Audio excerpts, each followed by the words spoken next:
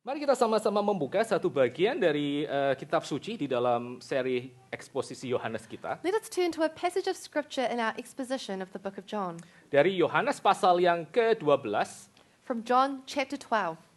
Yohanes pasal yang ke-12 ayat yang ke-20 sampai ayat yang ke-26. John chapter 12 verses 20 to 26. Kalau sudah dapat, saya akan bacakan untuk Bapak, Ibu, dan saudara sekalian dan anak-anak sekalian yang ada di tempat ini. If you've turned here, I will read this for you and also for the children here. Now, among those who went up to worship at the feast were some Greeks. So these came to Philip, who was from Bethsaida in Galilee, and asked him, "Sir, we wish to see Jesus." Philip went and told Andrew. Andrew and Philip went and told Jesus, and Jesus answered them, "The hour has come for the Son of Man to be glorified. Truly, truly, I say to you, unless a grain of wheat falls into the earth and dies, it remains alone. But if it dies, it bears much fruit. Whoever loves his life loses it, and whoever hates his life in this world will keep it for eternal life. If anyone serves me, he must follow me, and where I am, there will my servant be also. If anyone serves me, the Father will honor him." This is the word of our Lord. Let us bow down and let us pray. Father in heaven, we come to you with a thirsty heart and hungry soul. We come to you to be fed with your eternal word. We come to you with the longing to see Jesus within our life. So please help us, Father. Help your servant that will speak your word, and please help every audience, every members here, and every people who have gathered here under the pulpit to hear you speak. Satisfy our soul, O Lord, and shape our heart, so that in this life we will become more like Jesus, and we will see more glory revealed within our ministry. In the precious name of your Son, Jesus Christ, we pray. Amen. Oke, saudara sekalian dan anak-anak, hari ini kita akan membahas passage ini di dalam 3 bagian. So brothers and sisters and children, today we will speak about this passage in 3 parts. Kita akan melihat tentang the desire. We will look at the desire. Yang kedua, kita akan melihat tentang the answer. Secondly, we will look at the answer. Lalu yang ketiga, kita akan melihat the response atau the consequence. And thirdly, we will look at the response or the consequence. Saya tampilkan satu slide buat kita sekalian, khususnya anak-anak untuk lihat. I'll show you this slide for us all, especially the children. Oke. Nah, waktu kita sekalian dan juga anak-anak melihat di dalam bagian ini, maka kita menemukan bahwa ada orang-orang Yunani, the Greeks, yang mereka pergi ke Yerusalem. If we look at this passage, we see that there are some Greeks who went to Jerusalem. Orang-orang Yunani atau the Greeks adalah mereka yang memiliki kebudayaan yang sangat agung dan sangat luar biasa pentingnya. So the Greeks have this grand and majestic culture. Perjanjian baru itu ditulis di dalam bahasa Greek. The New Testament was written in Greek. Jadi anak-anak bisa bayangkan betapa pentingnya kebudayaan Greek. So children, can you imagine how important is the Greek culture? Sampai hari ini maka arsitektur Greek itu merupakan satu arsitektur yang keindahannya sangat timeless. Even today, Greek architecture is seen as having a timeless quality. Dan orang-orang dari Greek itu mereka punya semacam satu pemikiran, satu philosophical thought yang sangat luar biasa rumitnya sampai sekarang masih dipelajari. And Greek people had a philosophy that was so complex that we still think about it today. Dan itu semua merupakan satu hal yang sangat penting yang kita harus mengerti sebagai orang-orang yang Tuhan tempatkan di dalam dunia ini. And these are important things that we have to understand as people who God has placed in this world. Tapi ada satu bagian yang sangat penting di sini, yaitu orang-orang Greek tersebut, meskipun mereka punya culture yang sangat luar biasa indah, mereka masih datang ke Yerusalem dan beribadah There is di something Bait Allah. there is something very important here, that even though the Greeks have such a great culture, they still came to Jerusalem to worship at the temple of God. Mereka beribadah kapan? Mereka beribadah menjelang yang namanya Jumat Agung, menjelang yang namanya Passover, menjelang Paskah. They came here at this time called the Passover. Tetapi yang sangat menarik lagi, But what is also very interesting, pada waktu mereka sudah ada di dalam Yerusalem menjelang Passover, mereka punya satu keinginan. when they were in Jerusalem at the time of the Passover, they had a desire. Yaitu yang kita baca di dalam ayat yang ke-21. That is what we see in verse 21. Sir, we wish to see Jesus. Tuan, kami ingin bertemu dengan Yesus. We wish to see Jesus. Kami ingin melihat Yesus. We wish to see Jesus. Ini merupakan satu keinginan yang sangat dalam dari orang-orang Greek tersebut.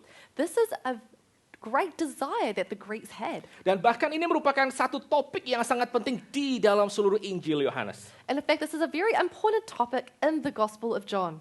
Karena Injil Yohanes di dalam bagian pertama itu mengatakan kalimat seperti ini. Because in the Gospel of John, in the first part, it says this: Tidak ada satu orang pun yang bisa melihat Allah.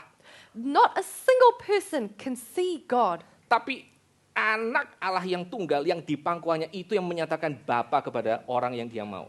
Except for the Son who sits at his side will reveal him to his chosen people. Lalu orang-orang Greek ini mereka datang sekali lagi ke dalam suasana Passover dan mereka mengatakan, Sir, we wish to see Jesus.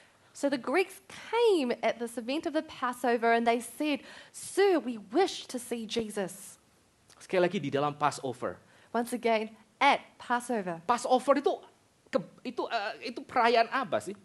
What is the Passover celebration? Passover itu merayakan bagaimana Allah membebaskan Israel dari tangan orang Egypt.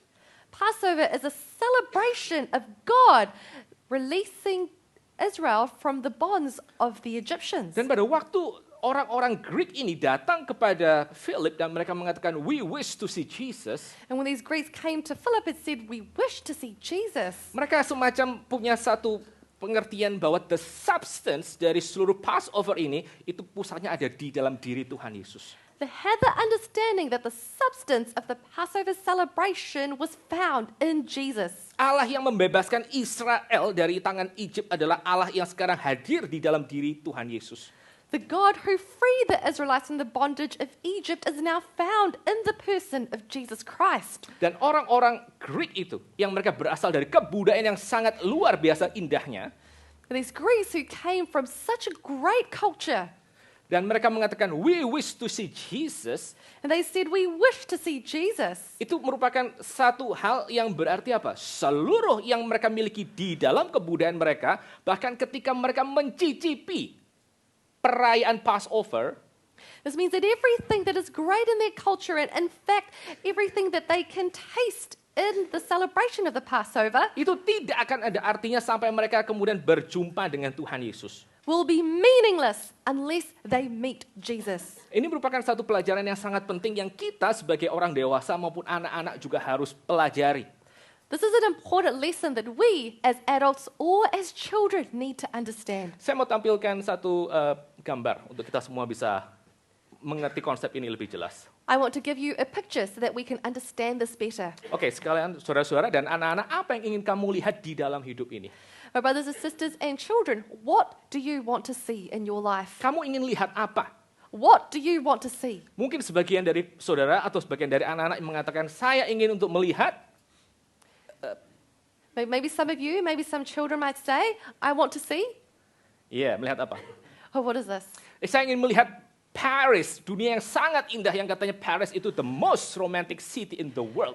I would like to see Paris. It's such a beautiful country, city, and it's one of the most romantic places in the world. Atau kamu ingin melihat apa? Or what else would you like to see?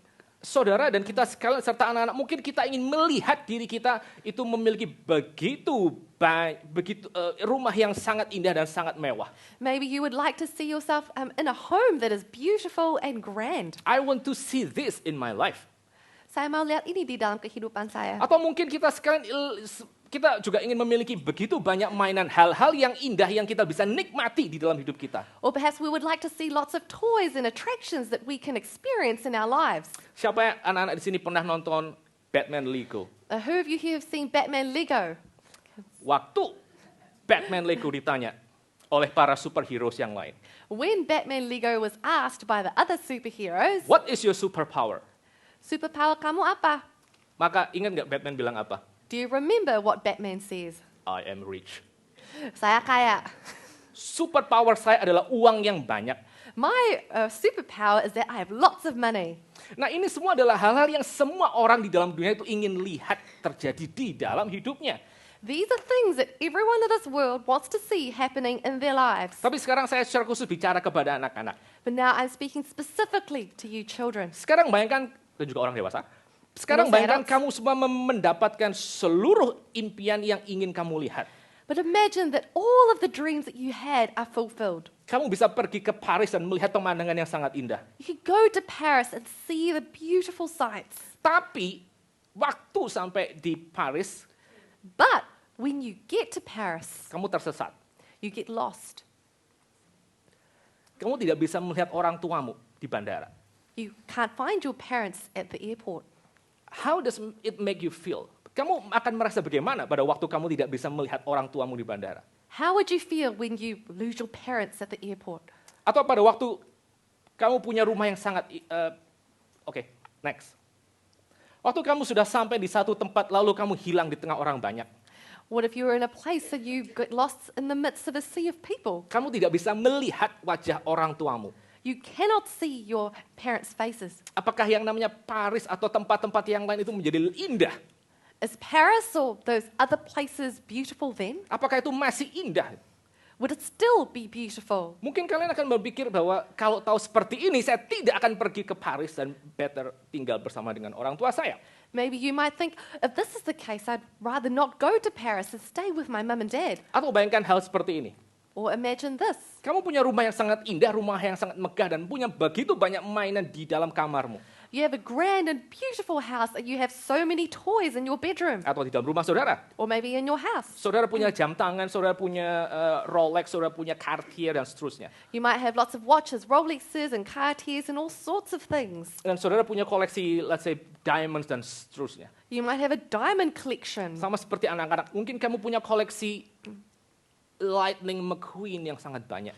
Perhaps you might have a collection of Lightning McQueen that is so expensive. Tapi kamu tidak pernah melihat wajah orang tuamu ada di dalam rumah. But you never see your parents' faces at home. How does it make you feel? Gimana perasaan kamu? Gimana itu membuat, gimana itu perasaanmu? Saya percaya kalau kita adalah orang-orang yang wajar, maka ini merupakan satu penderitaan di dalam hidup kita. I believe that we are sensible people, that this is a suffering in our lives. Karena kita tahu bahwa di dalam hidup ini, maka semua hal-hal yang indah itu memang hal-hal yang baik untuk kita miliki. Because we know that in this life, all of these beautiful things are good things for us to possess. Tapi kalau kita tidak tahu hal yang paling penting itu apa, maka begitu kamu mendapatkan semua hal-hal yang indah tersebut, semuanya akan menjadi kosong di dalam hidupmu. But if you do not know what the most important thing is, even when you gain all of these beautiful things, they are meaningless. Sama seperti anak-anak kecil sangat takut kalau kamu tidak bisa melihat orang tuamu pulang.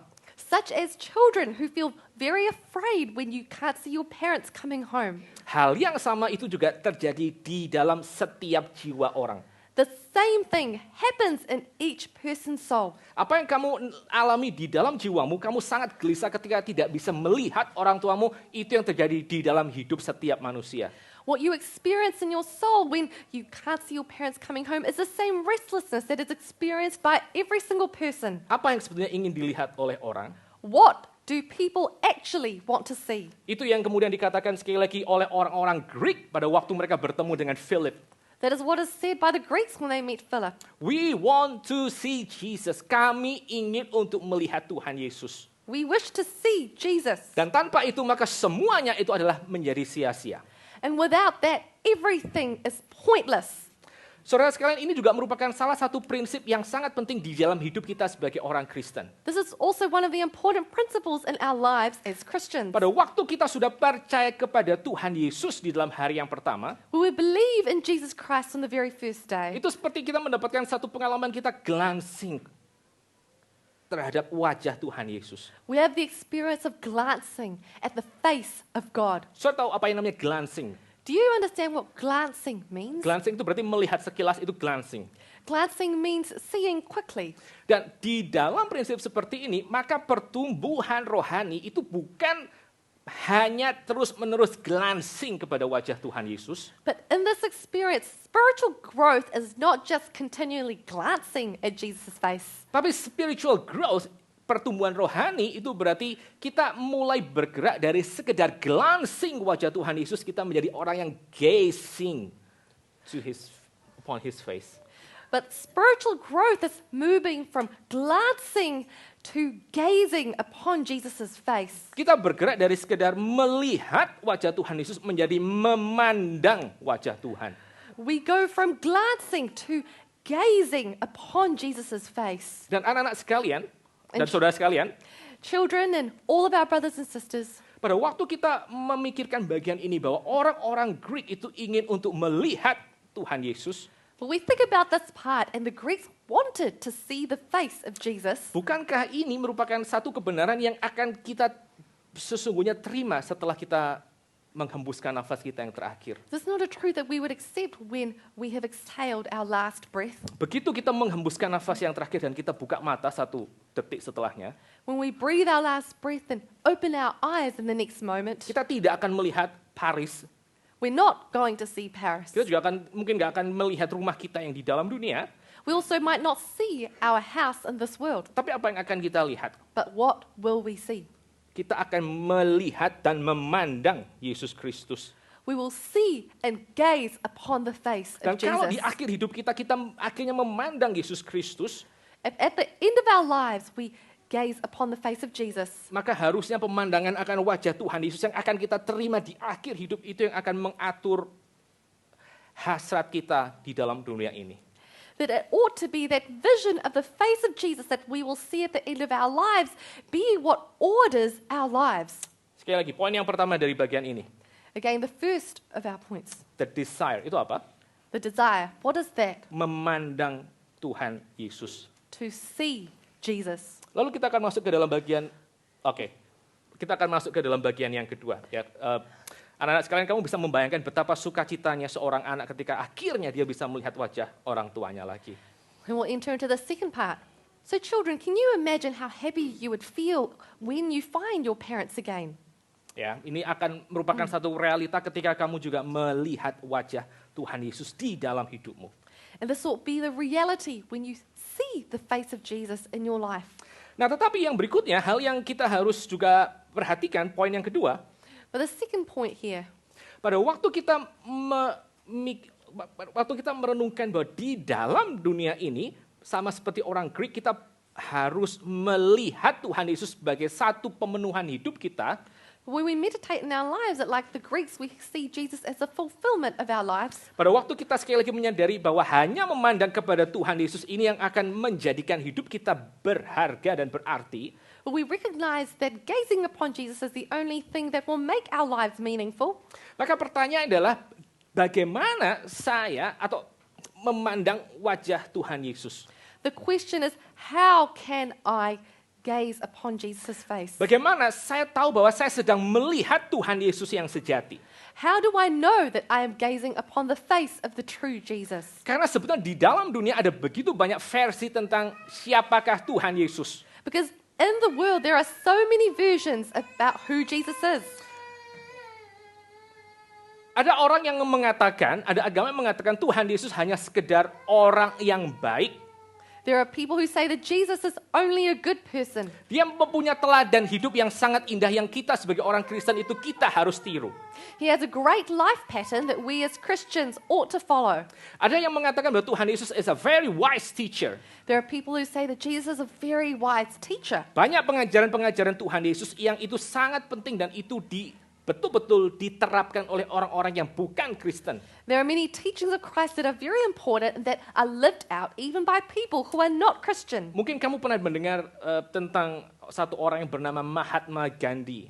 You might have heard of someone called Mahatma Gandhi. Dia satu orang yang lahir di India dan dia berusaha untuk membebaskan India dari penjajahan Inggris. He's a man who lived in India and sought to free the Indians from the oppression of the British. Dan dia sangat terkesan pada waktu dia membaca apa yang dikatakan Tuhan Yesus di dalam khotbah di bukit. A deep impression was left upon him when he read Jesus' words on the Beatitudes. Bahkan pada waktu dia berjuang untuk kemerdekaan India dari Inggris, dia menerapkan prinsip Beatitudes tersebut di dalam perjuangannya. And in fact, when he was fighting for the freedom of India from the British, he implemented the principles from the Beatitudes. Ada orang yang memikirkan bahwa Tuhan Yesus itu adalah miracle worker. There are people who think that Jesus is a miracle worker. Tuhan Yesus begitu powerful dan dia bisa memberikan apapun yang kita minta asal kita sedikit lebih ngotot mintanya. Jesus is so powerful, he can do all things and he will fulfill it as long as we ask harder. Bahkan ada gereja yang sampai sekarang berpikir bahwa Tuhan Yesus adalah miracle worker saja. There are churches that even today think that Jesus is only a miracle worker. Kamu katakan apa yang kamu mau, lalu claim it, lalu Tuhan Yesus akan kasih. Say what you want, claim it, and Jesus will give it to you. Tapi kita lihat apa yang dikatakan Tuhan Yesus. But we see what Jesus says. Pada waktu orang-orang Yunani tersebut datang kepada Philip dan akhirnya datang juga kepada Andrew. When these Greek people came to Philip and then also to Andrew. Dan mereka mengatakan, Sir, we wish to see Jesus. And they said, Sir, we wish to see Jesus. Ini adalah jawaban Tuhan Yesus di dalam ayat yang ke-23 sampai ayat yang ke-24. This is the answer Jesus had in verses 23 and 24. Saya bacakan untuk saudara sekalian. I'll read it for you all. The hour has come for the Son of Man to be glorified.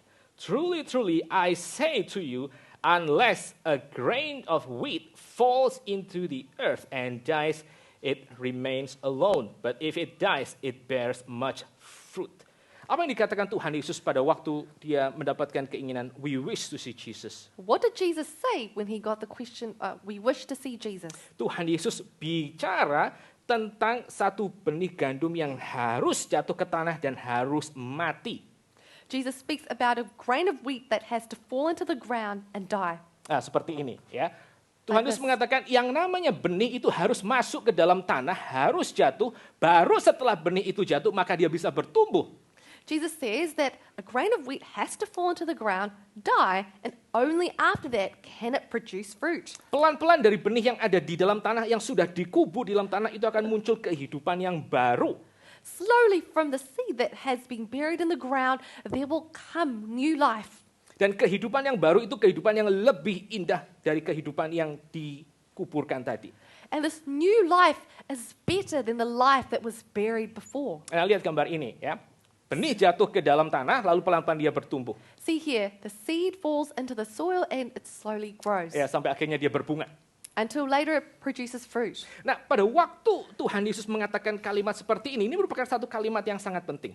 When Jesus says this is an important question. Kalau kita sekalian ingin melihat siapakah Tuhan Yesus yang sesungguhnya, if we want to see who the true Jesus is, kita harus melihat Tuhan Yesus yang sesungguhnya itu di mana? Di dalam kematiannya dan di dalam kebangkitannya. we have to see who the true Jesus is in his death and resurrection. Apa sih yang membuat kematian Tuhan Yesus itu demikian istimewa? What makes Jesus' death so unique? Karena kematian Tuhan Yesus adalah kematian yang mentaklukkan kematian itu sendiri. Because his death is one which conquered death itself. Kematian Tuhan Yesus yang mentaklukkan kematian itu akhirnya dikonfirmasi di dalam kebangkitan Tuhan Yesus. Jesus' death, which conquers death, is confirmed by his resurrection. Ini adalah kematian yang akan menghasilkan hidup yang kekal bagi mereka yang percaya. This is a death which will give eternal life to those who believe. Ini adalah satu kematian yang berbeda dengan semua kematian yang lain. This is a death that is different from every other death. Nah, pendeta Stephen Tong itu dia pernah membedakan kematian menjadi, actually 3, tapi untuk keperluan kita ambil 2 saja. Pastor Tong once talked about death, differences in death, but we'll only talk about 2 of his points. Semua orang itu mati karena dosa. Everyone dies because of sin. Everyone dies from sin. Everyone dies from sin. Tapi kematian Tuhan Yesus itu berbeda karena apa? But the death of Christ is different. Itu Why? adalah kematian yang die for sin. That he died for sin. Jadi kita semua mati from sin, tapi Tuhan Yesus mati for sin. So all of us die from sin. It is only Jesus who died for sin. Itu yang dikatakan Tuhan Yesus di dalam bagian ini. That is what is said by Jesus in this section. Kalau kamu ingin tahu, kamu ingin melihat aku, If you want to know, if you want to see me, maka engkau harus melihat yang namanya anak manusia itu dipermuliakan. you have to see the Son of Man glorified. Anak manusia itu adalah satu gambaran di dalam kitab Daniel di mana ada satu figur yang mengendarai awan itu datang ke Allah yang maha tinggi. The Son of Man is a vision from the book of Daniel of someone coming up of the clouds towards the Father in heaven. Lalu di dalam bagian ini ada kayak seperti modifikasi yang diberikan oleh Tuhan Yesus tentang glorification dari the Son of Man. And here is given a modification that Jesus gave about the Son of Man. Yaitu the Son of Man itu dipermuliakan juga ketika dia jatuh ke tanah dan mati. That is, the Son of Man is glorified also when he falls into the ground and dies. Jadi gambaran the Son of Man yang sangat mulia yang datang kepada Allah dengan Son of Man yang jatuh ke tanah, So this great Son of Man who ascended into heaven to be with the Father and the Son of Man who was buried in the ground itu akan menemukan harmonisasinya ketika kapan? Ketika Tuhan Yesus itu naik ke atas kayu salib. will find its harmony when Jesus ascends to the cross. Pada waktu dia mati dan jatuh ke tanah itulah momen dia dipermuliakan. The moment that he dies and is buried in the ground is when he is glorified. Dan ini merupakan keunikan daripada kekristenan. And this is the uniqueness of Christianity. Anak-anak sekalian dan saudara sekalian masih ingat gambar yang ini? Do you still remember this image from before? Ini adalah gambar yang kita tempo hari lihat di dalam VBS. This is an image we saw at VBS. Ada gambar yang jatuh ke tanah yang arrow ke bawah. There's an arrow that is going down into Dan the juga ada soil. arrow yang naik ke atas. There's an arrow that is pointing upwards. Nah, dua arrow ini itu akan membagi semua iman kepercayaan di dalam dua blok. This will divide all religions into two blocks. Semua agama itu akan coba untuk naik ke atas dan menjangkau Allah dengan effort mereka. All religions will try their best to go upwards Sekali with lagi their own effort. kita coba lihat apa saja. We'll see these different examples. Yeah, welcome to VBS. Kita coba lihat apa saja. What could we look at? Arrow yang ke atas. The arrow going up. Well, you have like Hinduism. Kita punya Hinduism. Lalu yang berikutnya kita punya Buddhism. And the next you have Buddhism. Yang berikutnya kita punya Islam. You have Islam.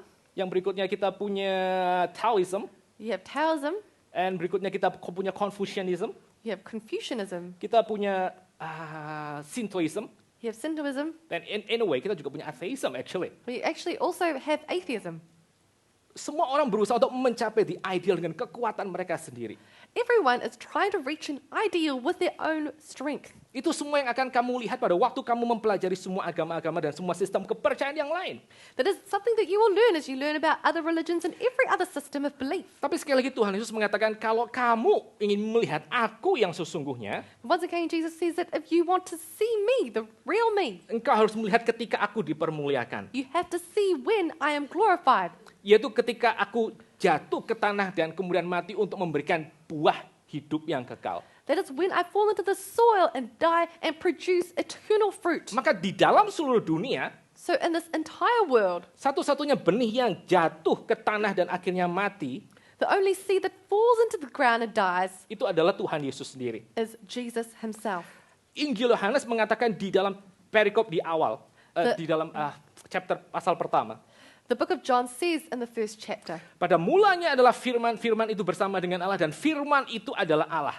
in the beginning was the Word, and the Word was with God, and the Word was God. Dia ada di sorga sana. He was in heaven in the beginning. Lalu ayat ke-14 mengatakan, And verse 14 dan says, firman itu menjadi manusia dan tinggal di antara kita dan kita melihat kemuliaannya.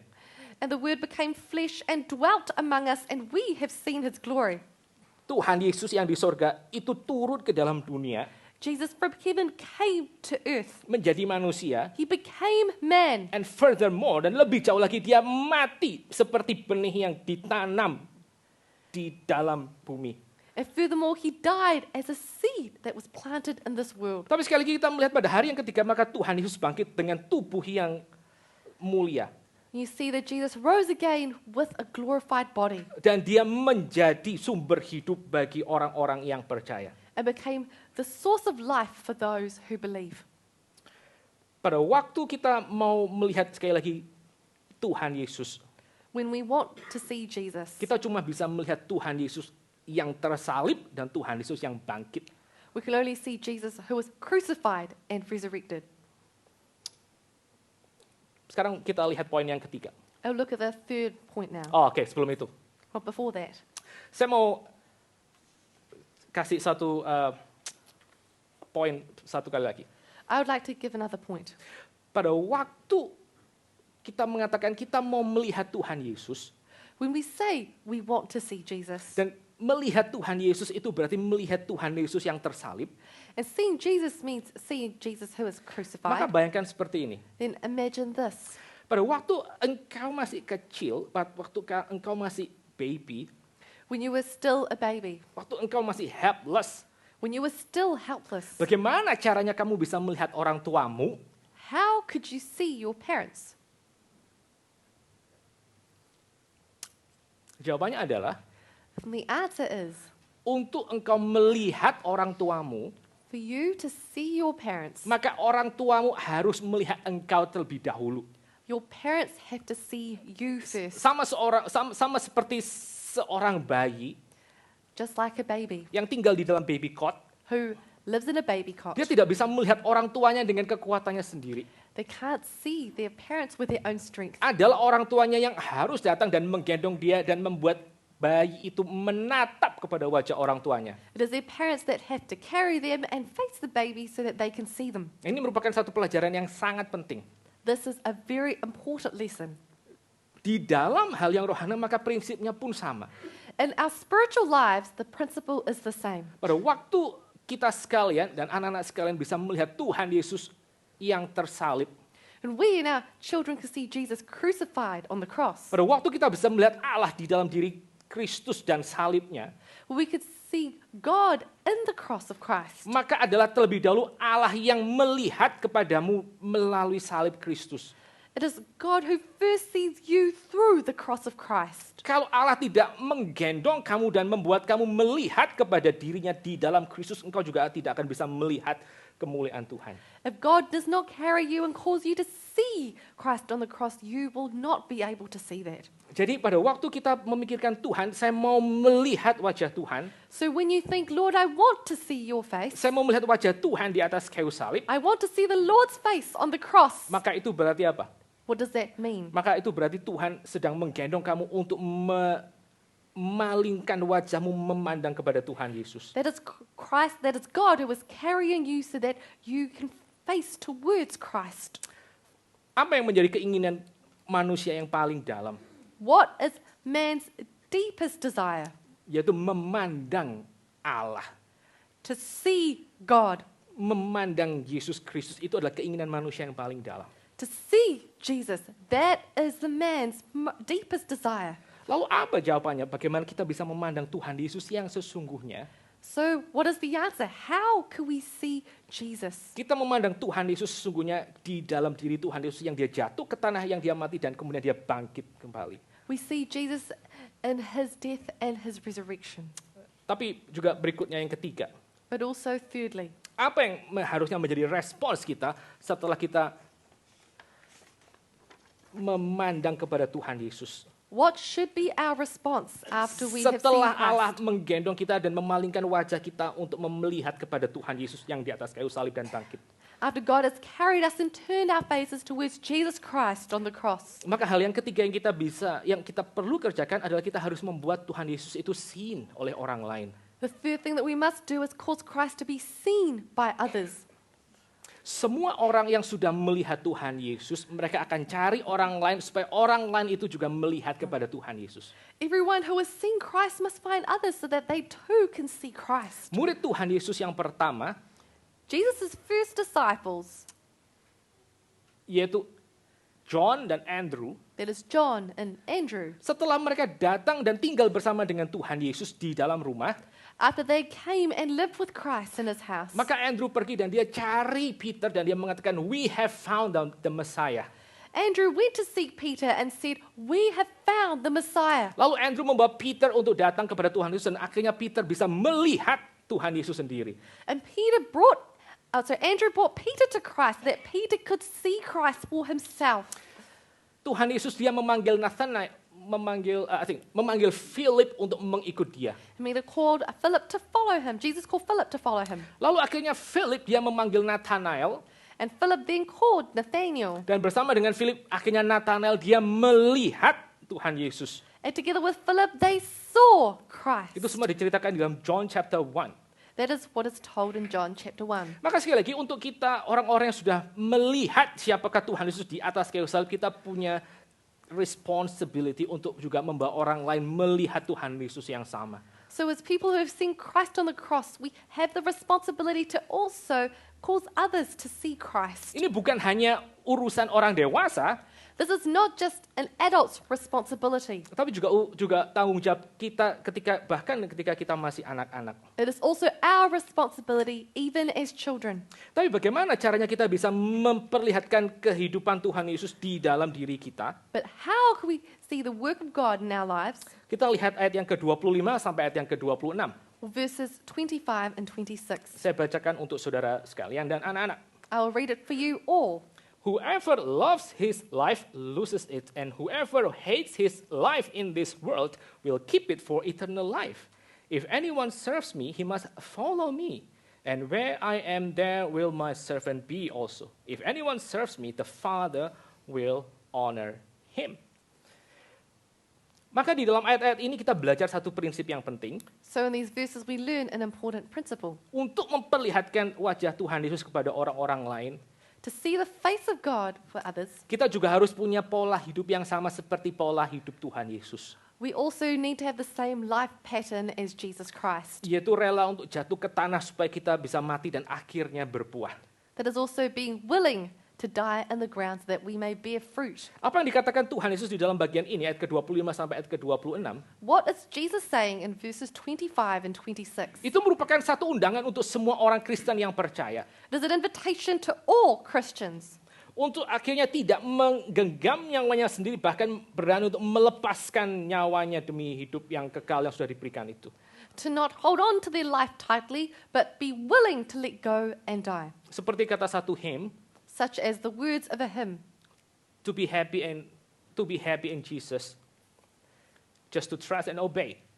Untuk boleh punya bahagia dalam Tuhan Yesus, kita harus beriman dan kita harus taat kepada pola hidup Tuhan Yesus. To be happy in Jesus, we may trust and obey the pattern of life that Jesus had. Tentu saja ini merupakan satu hal yang costly, Of course, this is something costly.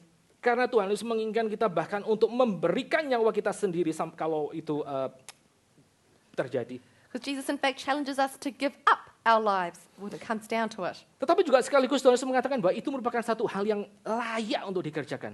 But once again, Jesus says that this is worthy of being done. Karena apa? Why? Karena siapa yang mengikut Tuhan Yesus, dia akan ada di mana Tuhan Yesus berada. Because he who follows Christ will be where Christ is. Kalau Tuhan Yesus pernah ada di dalam pengalaman salib, maka kita sebagai orang yang mengikut Tuhan Yesus, kita juga harus menjalani pengalaman salib kita bersama dengan Tuhan.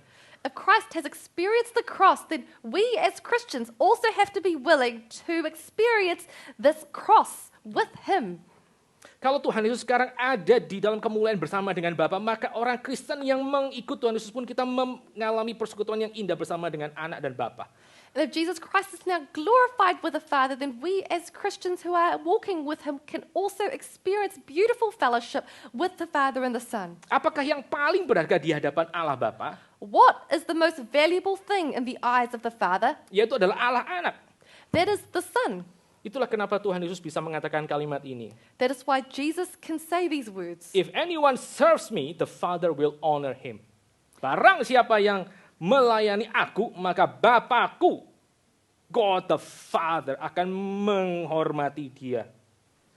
Karena tidak ada yang lebih berharga dari sang anak di hadapan Bapa. Because there is no one who is more honored than the Son in the eyes of the Dan Father. anak yang berharga itu yang diberikan kepada dunia yang hilang ini.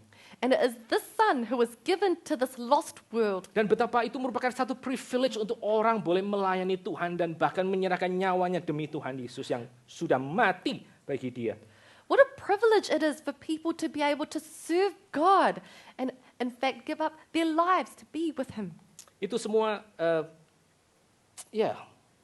dikerjakan oleh orang-orang yang mengikut Tuhan Yesus, yang sudah melihat kepada Tuhan Yesus. This is what was done by people who followed Christ and have seen Christ. Di dalam Injil Yohanes ada kejadian satu orang anak yang dia rela untuk menyerahkan hidupnya dipakai oleh Tuhan.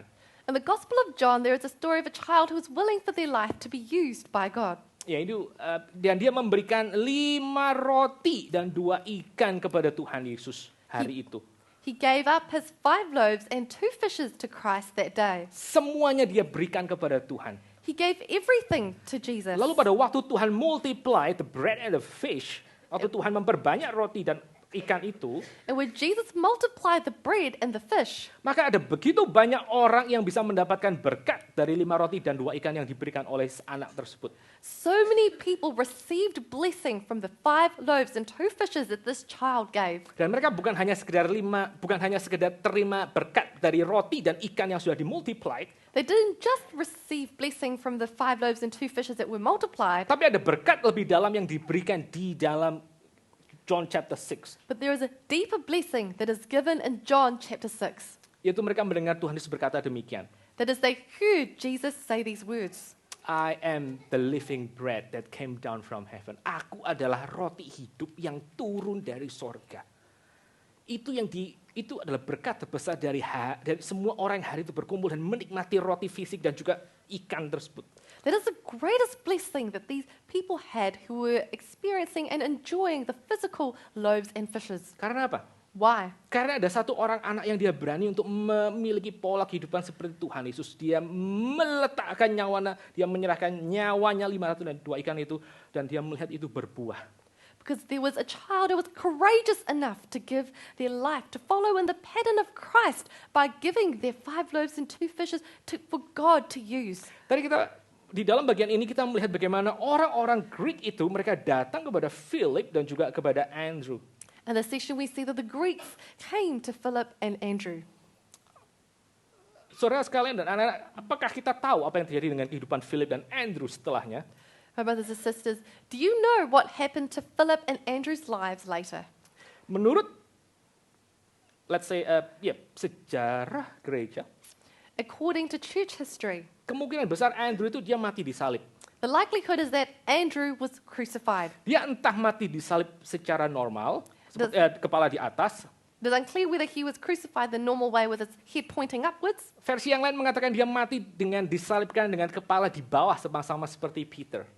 Another version says that he was crucified upside down with his head pointing downwards, just like Peter. Versi lain mengatakan bahwa dia akhirnya mati dengan kepala yang decapitated, yang dipenggal. Another version says that his head was decapitated. Hari itu Philip mendengar apa yang dikatakan Tuhan Yesus. That day, Philip heard what was spoken by Jesus Christ. Dia yang sudah melihat Tuhan Yesus mati dan bangkit. He who has seen Jesus die and be resurrected. Dia mendengar apa yang dikatakan Tuhan Yesus. Siapa yang mencintai nyawanya, dia akan kehilangannya. He heard Jesus Christ say, whoever loves his life will lose it. Tapi siapa yang membenci hidupnya, dia akan mempertahankannya sampai hidup yang kekal. And whoever hates his life in this world will keep it for eternal life. Itu yang kemudian dihidupi oleh Philip. And that is what was lived out by Philip. Dia mati sebagai martir He died as a martyr dengan kematian yang mungkin serupa dengan kematian Tuhan Yesus sendiri. with a death that is probably similar to what Jesus experienced. Lalu apa yang terjadi dengan Andrew? And what happened with Andrew? Andrew tidak menikmati hidup yang terkenal Peter. Andrew did not have as famous a life as Peter. Tetapi baik Andrew dan juga pasti Peter itu menjalani hidup yang sama seperti kehidupan Tuhannya. But Andrew and Peter both followed in the life of their master. Dia sudah melihat Tuhan Yesus. They had seen Jesus Christ. Tuhan Yesus yang sudah mati di atas kayu salib dan yang bangkit untuk memberikan hidup yang kekal bagi mereka. Jesus Christ who had died on the cross and rose again to give life to them. Bagaimana Andrew mati? How did Andrew die? Well, sejarah mengatakan bahwa Andrew itu mati dengan disalibkan dengan juga. Andrew was also crucified. Dengan salib yang berbeda dengan semua salib yang lain. and a cross that was different from all the other crosses. Seperti yang kau bisa lihat di dalam gambar, Andrew itu mati di atas kayu salib yang berbentuk X. As you can see in this image that Andrew was crucified in the form of an X. Dan menurut sejarah, maka Andrew itu menjadi berkat begitu banyak untuk orang-orang yang dia layani, yaitu orang-orang di Scotland.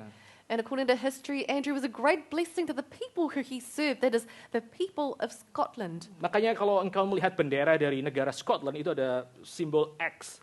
That is why when you look at the Scottish flag, it is in the shape of an X. Atau kalau saudara pergi ke gereja yang namanya St. Andrews, Or if you go to a church that is St. Andrew, saudara akan selalu melihat that X cross.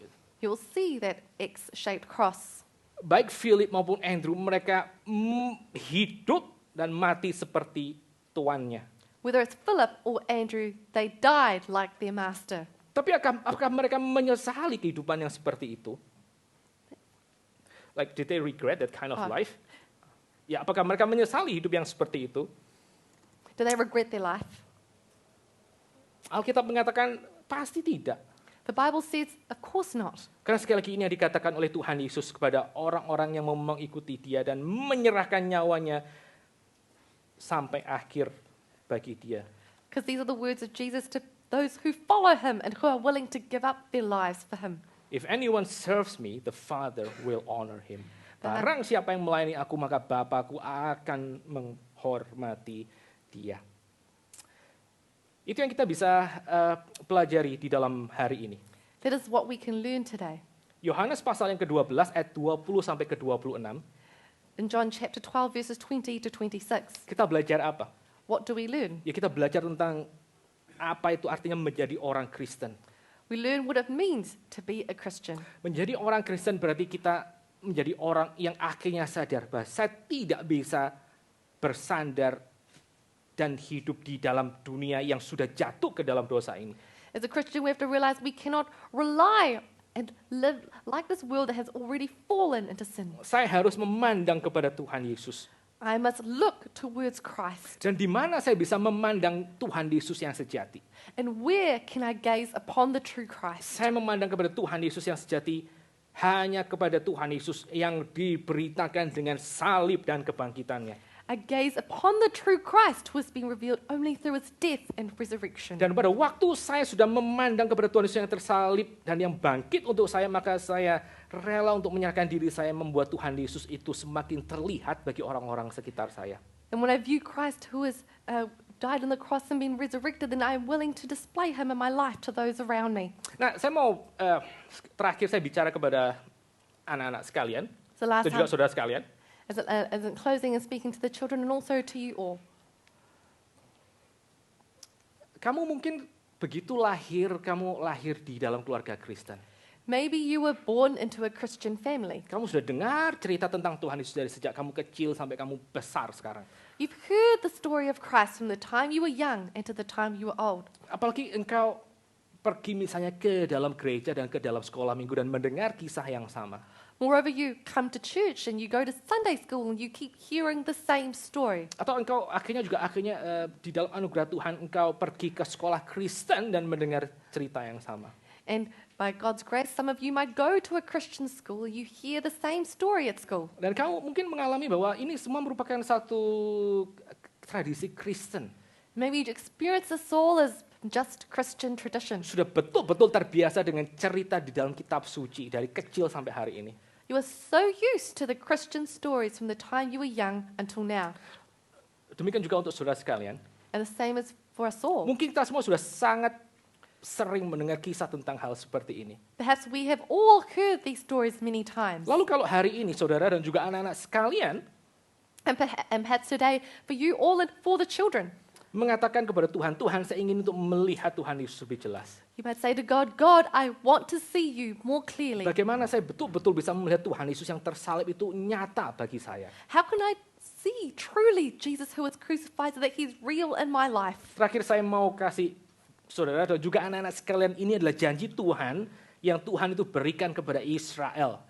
I want to give you all and the children today a promise that he gave to the Israelites. Dan ini adalah janji yang juga diberikan kepada engkau dan saya bagi kita yang bergumul untuk mau mengerti tentang siapakah Tuhan Yesus. And this is also a promise that is given to you and I For those of us who are struggling with how to know Christ, Kita akan coba lihat Yeremia pasal yang ke-29 ayat 13 sampai 14. we'll see Jeremiah chapter 29, verses 13 to 14. Dan ini merupakan janji Tuhan buat kita sekalian. And this is God's promise for us all. Pada waktu dahulu saya masih remaja, When I was a teenager, saya begitu ragu-ragu tentang kekristenan, betul-betul ragu-ragu. I had so many doubts about Christianity, truly so many. Apakah saya tuh mengatakan bahwa Yesus itu adalah Tuhan semata-mata karena saya lahir di dalam keluarga Kristen?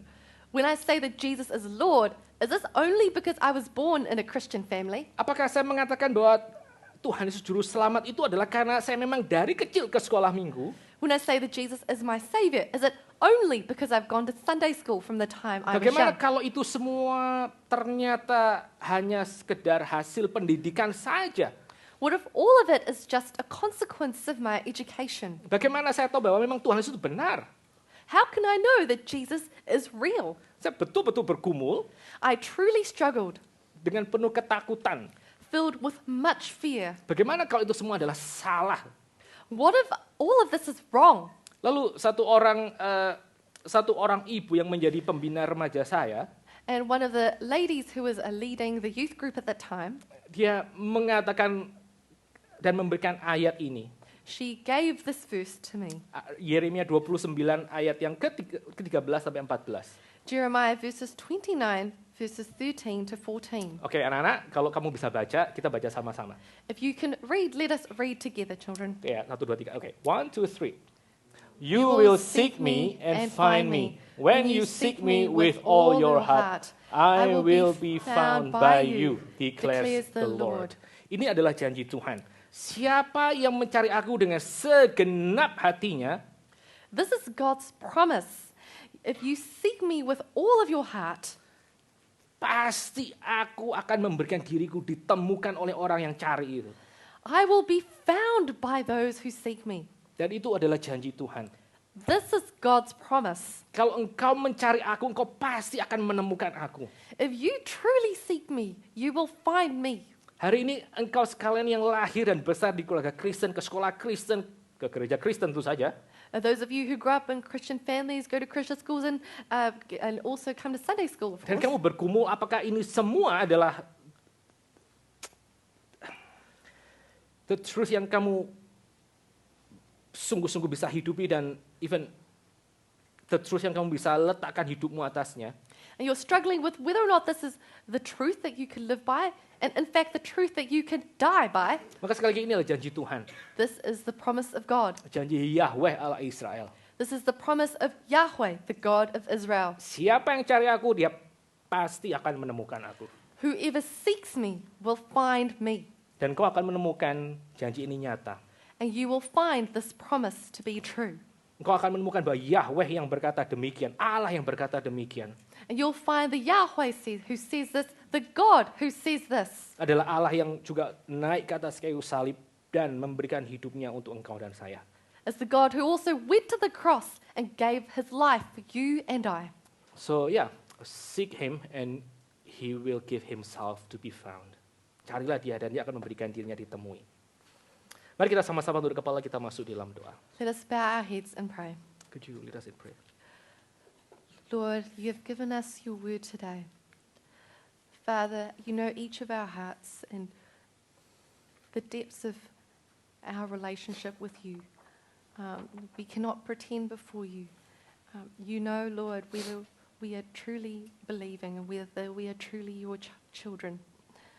I pray, Lord, that you would help us to be honest before you about where we are at and to bring our questions, our doubts, our struggles before you.